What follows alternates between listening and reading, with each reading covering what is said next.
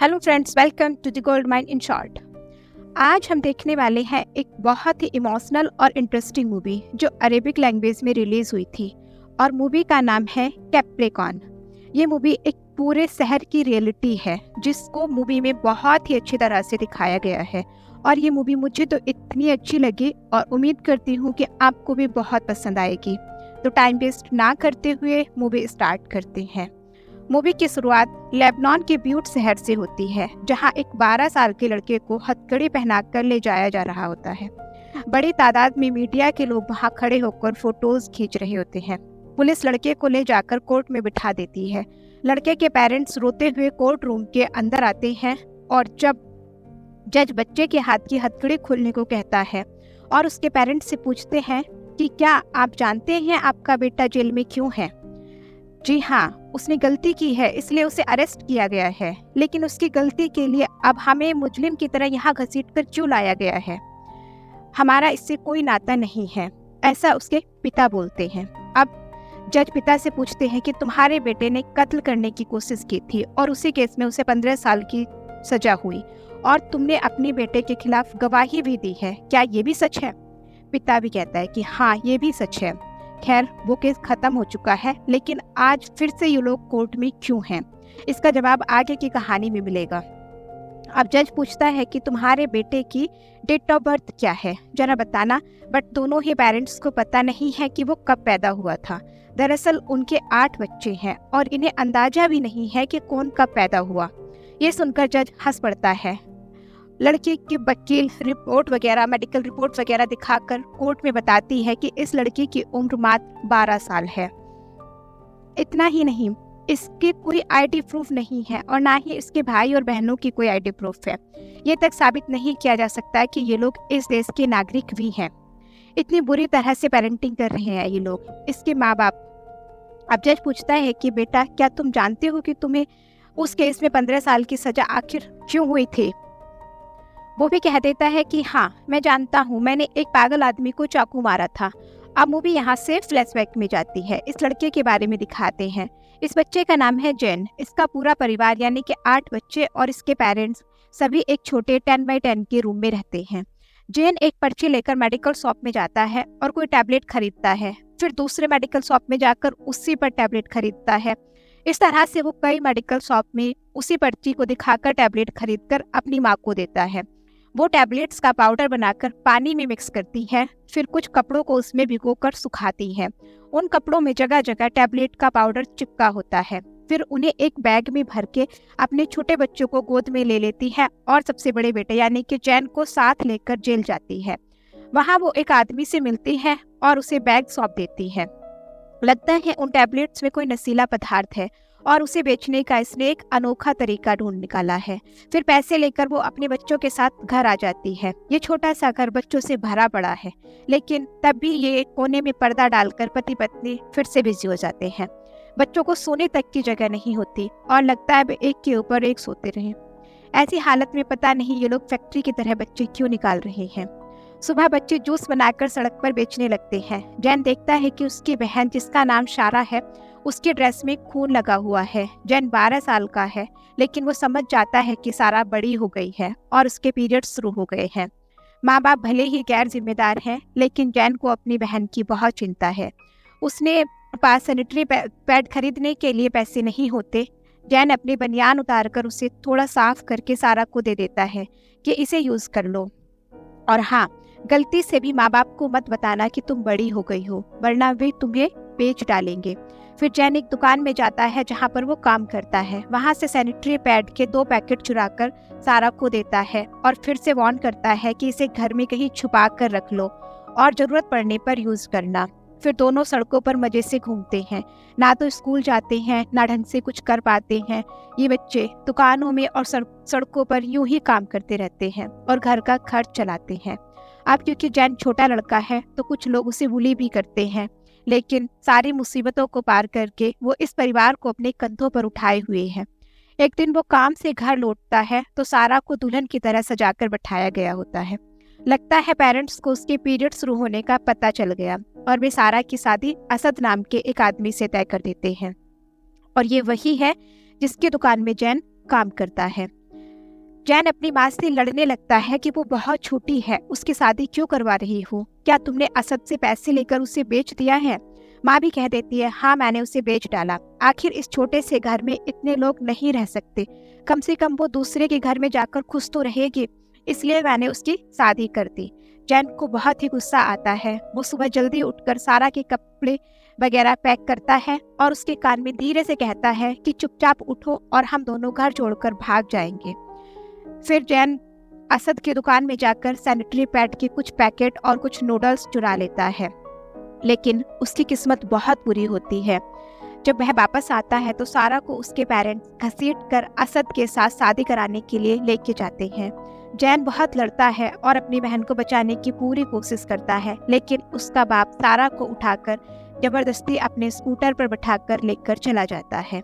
जैन सारा को बचाने के लिए जो कोशिश कर सकता था वो सब करता है, बट वो सब मिट्टी में मिल चुकी है।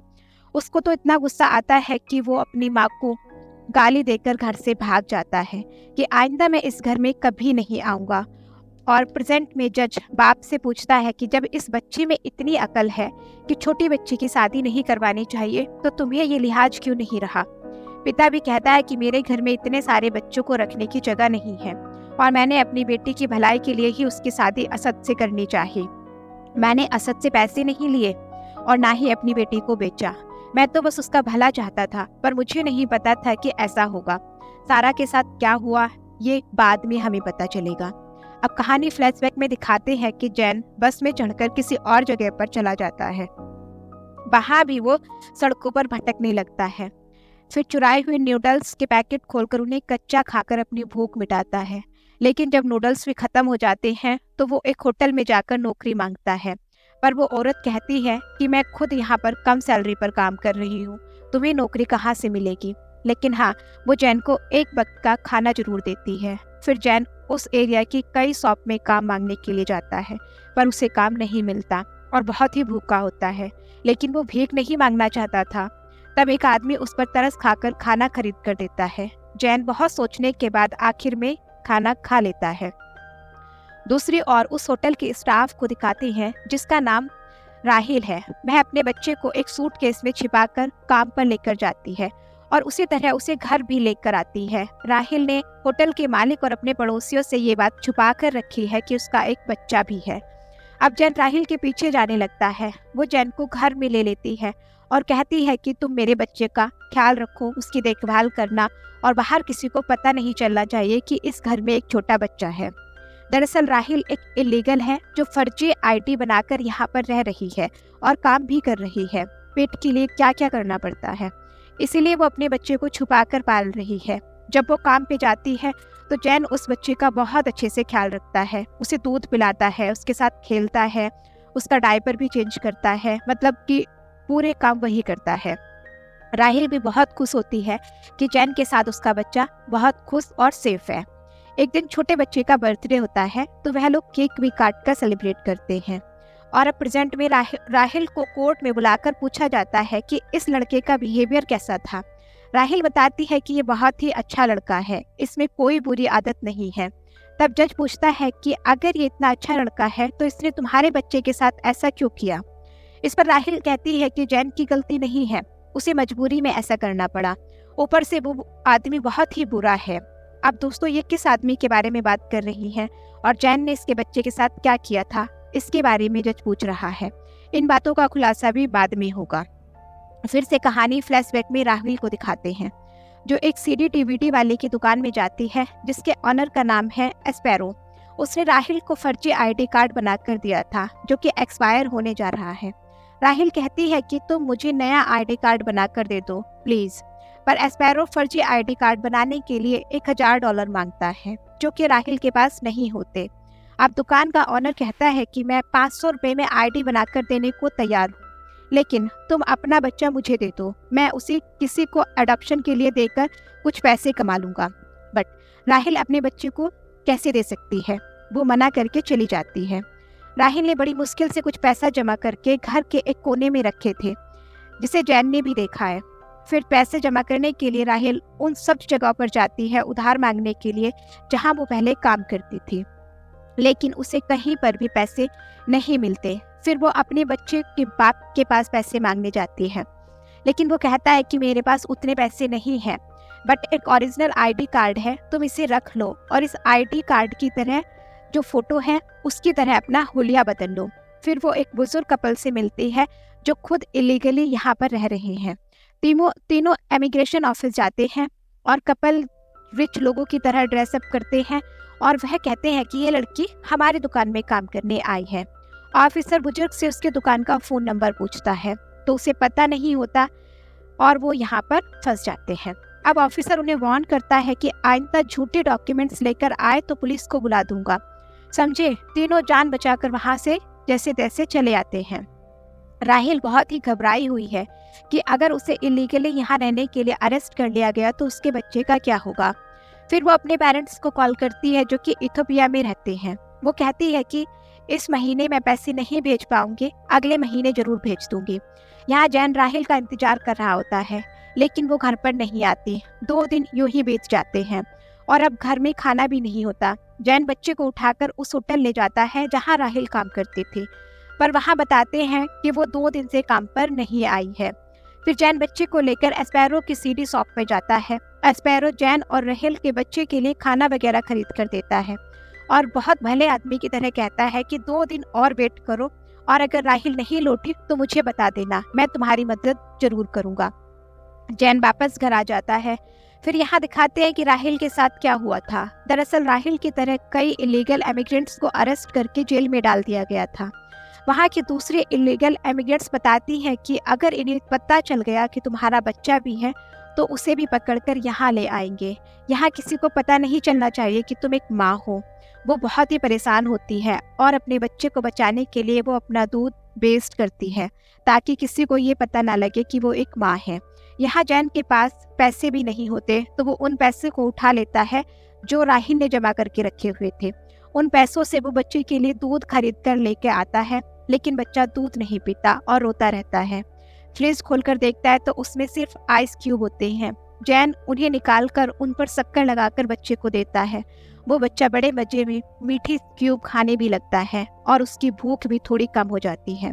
फिर बच्चे को लेकर वो जगह जगह घूमता है और जो मिलता है उसे ही खा लेता है और बच्चे को भी खिलाता है। फिर घर के बर्तन से वो बच्चे के लिए एक गाड़ी बनाता है और उस पर उसे बैठाकर लेकर जाता है। लोग रास्ते में तमाशा देखते हैं, लेकिन कोई भी उनकी मदद को तैयार नहीं होता क्योंकि इस एरिया में ज़्यादातर लोगों का यही हाल है। फिर वो एक कैंप में जाते हैं जहाँ होमलेस लोगों की मदद की जाती है और जैन उसे बोलता है कि मुझे इस बच्चे के लिए दूध चाहिए। वे उसे दूध का पाउडर देते हैं। पाउडर 2-3 दिन तो चल जाता है, लेकिन उसके बाद जैन घर में रखा हुआ हीटर बेचकर पैसे कमाने की सोचता है ताकि और 2-3 दिन के लिए बच्चे का दूध का इंतजाम हो जाए। इस हाल में भी जैन उस बच्चे को छोड़ने का दिल नहीं करता, इतनी जिम्मेदारी से काम कर रहा था। यहाँ पर एक और बात समझनी जरूरी है कि जैन खुद भी एक बच्चा है जिसका किसी और को ख्याल रखना चाहिए था, बट वो एक बड़े आदमी की तरह इस बच्चे की जिम्मेदारी उठा रहा है। फिर से जैन एस्पैरो के पास जाता है और वो कहता है कि अब इसकी माँ नहीं आएगी, तुम बच्चा मुझे दे दो क्योंकि तुम इसका ख्याल नहीं रख पाओगे। अभी तुम बच्चे को देखो और खुद को देखो कितने गंदे हो रहे हो। मैं तुम दोनों के नहाने का इंतजाम करता हूँ और फिर इस बच्चे को एक अच्छी फैमिली को सौंप कर तुम्हें भी कुछ पैसे जरूर दूंगा या तुम्हारे लिए भी जरूर कुछ करूंगा बेटा। पर जैन नहीं मानता और कहता है कि हम पास की कार वॉशिंग में जाकर नहा लेंगे। वो बच्चे को लेकर कार वॉश वाले एक गैराज में जाता है। उन्हें बताता है कि प्लीज़ हमें यहाँ पर रहने की परमिशन दे दीजिए। इस पर वहाँ के लोग खुद ही बच्चे को नहला देते हैं। अब जैन को कुछ न कुछ करके अपनी और उस बच्चे की भूख मिटानी होगी, लेकिन उसे कोई नौकरी देने वाला तो है नहीं। तभी वो अपनी पॉकेट से उस टैबलेट की पर्ची निकालता है जिसका उसकी माँ पाउडर बनाकर नशीला पानी तैयार करती थी। वो मेडिकल शॉप में जाकर वही टैबलेट वाली पर्ची दिखाकर टैबलेट खरीदता है और उनका पाउडर पानी में मिक्स करके उसे जूस की तरह बेचने लगता है। पहले तो बिक्री नहीं होती, लेकिन जब लोगों को नशा चढ़ने लगता है तो कई लोग उसे खरीदते हैं और इस तरह उसकी कामयाबी शुरू हो जाती है। उन पैसों से दोनों का गुजारा होने लगता है, लेकिन ये काम 2 दिन ही चलता है। कुछ आदमी उसका नशीला पानी पीकर उसे ही मारकर भगा देते हैं। अब ये काम भी हाथ से गया। एक दिन वो घर आता है तो एक छोटे से शेड के मालिक ने उसकी सारी चीजें बाहर फेंक दी होती हैं और शेड को लॉक भी कर दिया होता है क्योंकि जैन ने भाड़ा नहीं दिया। अब जैन ने कुछ पैसे जमा करके घर के अंदर रखे हुए थे, जिन्हें लेने के लिए वो ताला भी तोड़ता है, बट आसपास के लोग उसको डांट कर भगा देते हैं कि ये क्या कर रहे हो, चोरी कर रहे हो यहाँ पर। इस तरह बेचारे के पैसे भी साथ में बंद हो जाते हैं और जैन बच्चे को लेकर सड़क पर आ जाता है कि अब क्या करता वो बेचारा रियलाइज करता है कि अब वो इस बच्चे की देखभाल नहीं कर पाएगा। बहुत परेशान होता है, लेकिन फिर भी कोई ना कोई रास्ता पाकर वो बच्चे को एक दुकान के आगे छोड़कर चला जाता है और बच्चा उसके पीछे पीछे आता है। जैन फिर से वहीं बैठ कर जाता है, लेकिन वो बच्चा फिर उसे पीछे आ जाता है। तीसरी बार वो बच्चे को बैठाकर तेज भागता है, लेकिन फिर चुपके से देखता है कि बच्चा चुप बैठा हुआ है और शायद उसे ही ढूंढ रहा है। जैन बच्चा ही सही, लेकिन इतना मैच्योर जरूर है और उसका इस बच्चे को अकेले छोड़ने का मन नहीं करता। हालांकि उसकी खुद की हालत इतनी खराब है, पर इस बार बच्चा जैन के पीछे नहीं बल्कि सड़क की ओर भागने लगता है। जैन घबरा कर भाग कर जाता है और बच्चे को पकड़ लेता है और फिर वो बच्चे के पैर को दुकान के स्टैंड में बांध देता है ताकि वो सड़क की ओर ना भागे और ना ही उसके पीछे आए। कम से कम कोई तो उस पर तरस खाकर उसे अपने साथ लेकर जाएगा, ये सोचकर वो दूर जाकर बैठ जाता है। पर फिर भी इस मासूम लड़के का दिल नहीं मानता और वो बच्चे को उठाकर प्यार करने लगता है। फिर वो एस्पैरो के पास जाकर कहता है कि जैसा आपने पहले कहा था, आप इस बच्चे को एक अच्छे परिवार को दे दो। मुझे पैसे नहीं चाहिए, बस ये बच्चा सही सलामत रहे, यही काफ़ी है। एस्पैरो को और क्या चाहिए था, वो मान जाता है। फिर जैन के हेयर कट करने के लिए उसे पैसे देता है और पूछता है कि तुम कहाँ जाना चाहते हो। जैन कहता है कि मैं स्वीडन जाना चाहता हूँ। एस्पैरो कहता है कि मैं तुम्हें रिफ्यूजी के तौर पर वहाँ भेज सकता हूँ, पर उसके लिए मुझे तुम्हारा कोई आईडी प्रूफ चाहिए जिससे पता चल जाए कि तुम इस देश के हो, यानी लेबनान के नागरिक हो। आईडी प्रूफ लेने के लिए जैन अपने शहर जाता है और अपने पेरेंट्स के घर जाकर कुछ पेपर्स को चेक करता है, बट कहीं भी किसी कागज पर उसका नाम और डेट ऑफ बर्थ नहीं होती। लेकिन घर पर उसे ऐसा कुछ भी नहीं मिलता। इतने दिन बाद बेटे को देखकर उसकी माँ बहुत रोती है, लेकिन बाप कहता है कि तुम यहाँ क्यों आए हो। जैन भी कहता है कि मुझे यहाँ आने का शौक नहीं है, मुझे कोई ऐसा कागज चाहिए जिस पर मेरी फोटो हो, मेरा नाम या मेरी डेट ऑफ बर्थ हो। उसका बाप घर पर पड़े सारे कागज लाकर उसके सामने फेंक देता है। दरअसल इस आदमी के 8 बच्चों में से एक का भी कोई आईडी प्रूफ नहीं है और ना ही उनका कोई बर्थ सर्टिफिकेट प्रूफ है। वो तो न्यूज़पेपर कटिंग उठाकर देता है जिसमें जैन की फोटो है। दरअसल छोटी मोटी चोरियों के लिए जैन को पुलिस ने पकड़ा था और तभी उसकी फोटो न्यूज़पेपर में आई थी। बाप भी कहता है कि ये ले तेरा आईडी प्रूफ। ये कहकर वो जैन को बहुत मारता है और ये भी कहता है कि तेरी प्यारी बहन अब मर गई है। वो बताता है कि जैन की 11 साल की बहन सारा, जिसके इन लोगों ने जबरदस्ती शादी करवा दी थी, वो प्रेग्नेंट हुई और उसको कॉम्प्लिकेशन की वजह से डेथ हो गई। ये सब सुनकर जैन हक्का बक्का रह जाता है। वो बहुत रोता है। फिर वो घर से एक चाकू उठाकर असद को खत्म करने जाता है, जिसने सारा से जबरदस्ती शादी की थी। जैन का बाप उसके पीछे भागता है और चिल्लाता है, रुक जा। और जैन ने असद की कमर में चाकू घुसा दिया था और इसके आई विटनेस था जैन का बाप। उसने स्टेटमेंट दिया कि जैन ने असद को मारने की कोशिश की और इसी केस में जैन को 15 साल की जेल की सजा हुई थी। जैन को जेल में बंद कर दिया गया था, जहां जैन की तरह और भी कई बच्चे हैं जो उसी की तरह बुरे माहौल में पलने की वजह से कुछ न कुछ गलत करके जेल में आए हैं। और अब प्रेजेंट में दिखाते हैं असद कोर्ट में आया हुआ है। कमर में घाव होने की वजह से वो ठीक से चल नहीं पाता और व्हील चेयर पे बैठकर आता है। जज पूछता है कि क्या तुम जानते नहीं थे कि तुमने जिस लड़की से शादी की वो महज 11 साल की बच्ची थी। इस पर वो कहता है कि जानता था। जज कहते हैं कि जानता था तो क्या तुम्हें ये गलत नहीं लगा। वो कहता है नहीं, मेरी नानी की शादी भी 11 साल की उम्र में हुई थी और एक बच्चा भी हुआ, उन्हें तो कुछ नहीं हुआ। मेरी 11 साल की पत्नी कमजोर थी, इसलिए प्रेगनेंसी में उसकी मौत हो गई। इसमें मैं क्या कर सकता हूँ। हमारे एरिया में कई लड़कियों की शादी इसी उम्र में होती है, उन्हें तो कुछ नहीं होता। अब जज का सर चकराने लगता है कि इस आदमी के सर में भेजा कहाँ से घुसाऊं।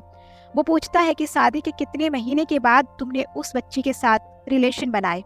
असद कहता है कि 2-3 महीने के बाद, बट असल में वो झूठ बोल रहा था। शादी के तुरंत बाद उसने सारा के साथ रिलेशन बनाना शुरू कर दिया था और 11 साल की बच्ची का शरीर प्रेगनेंसी को सह नहीं पाया और 5 महीने की प्रेगनेंसी में सारा को लेबर पेन हुआ और वो मासूम मर गई।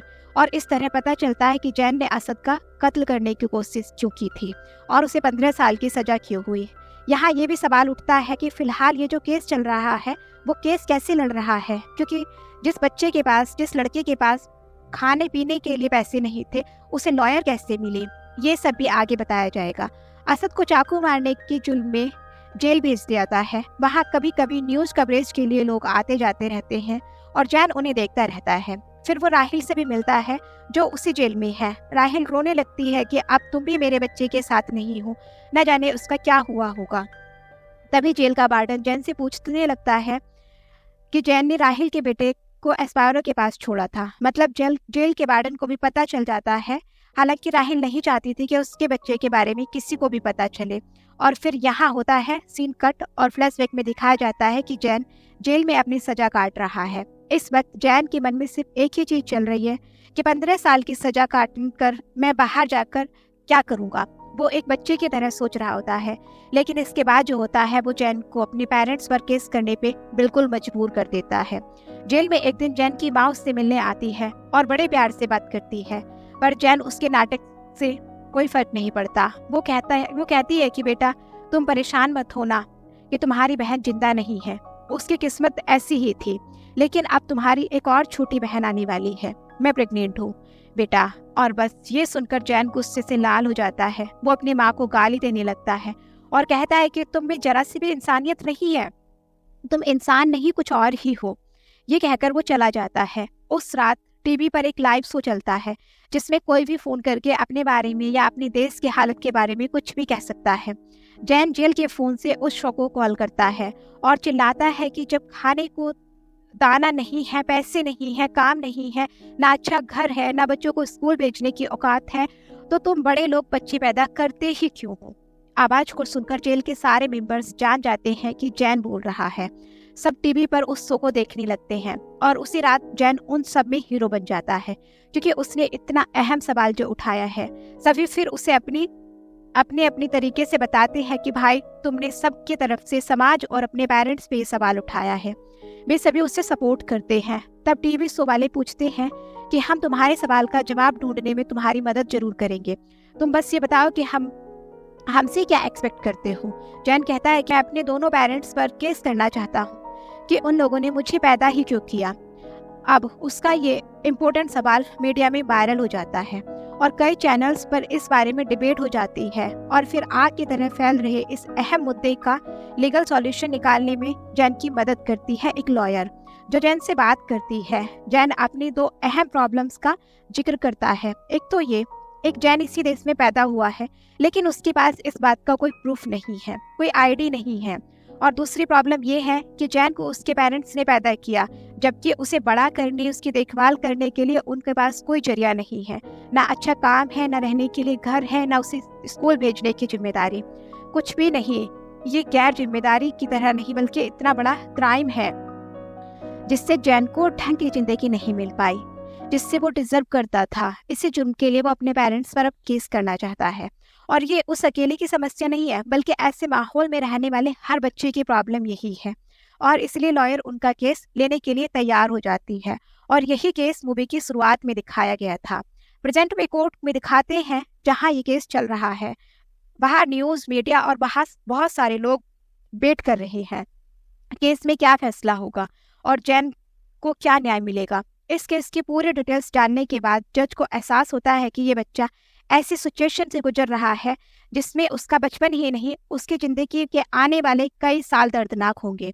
सब कुछ सुनने के बाद जज आखिर में जैन से सिर्फ एक सवाल करता है कि बेटा अब मैं फैसला सुनाने जा रहा हूँ, लेकिन तुम बताओ तुम्हें क्या चाहिए, तुम्हारे नज़रिया में वो क्या न्याय है जो तुम कोर्ट से एक्सपेक्ट करते हो। जैन कहता है मेरे पेरेंट्स के 8 बच्चे हैं, मैं सिर्फ इतना चाहता हूँ कि ये लोग बच्चे पैदा करना बंद कर दे। बस जज पेरेंट्स को देखता है और जैन से कहता है कि बेटा वो दोनों लगभग 50 के हो चुके हैं और इसके बाद मुझे नहीं लगता कि उनके बच्चे होंगे। जैन कहता है कि आपका अनुमान गलत है, मेरी माँ इस वक्त भी प्रेग्नेंट है और उसके पेट में एक लड़की है। इस बच्चे को इस दुनिया में लाकर उसकी ज़िंदगी खराब करने का इन दोनों को कोई हक नहीं है।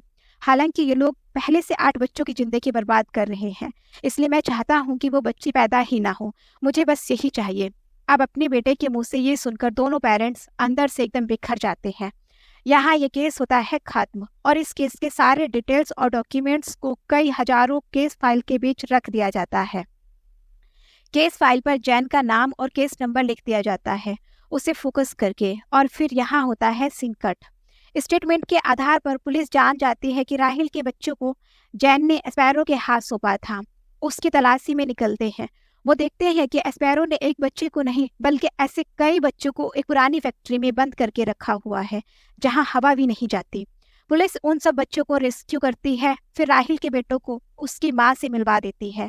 राहिल उसे गले से लगा लेती है और बहुत खुश होती है कि वो सेफ है। फिर जेल में जैन की फोटोज खींची जाती हैं, फ्रंट एंगल से, साइड व्यू से, और हर एंगल से फोटो खींची जाती है। और यहाँ एक अनएक्सपेक्टेड ट्विस्ट होता है, रिवील।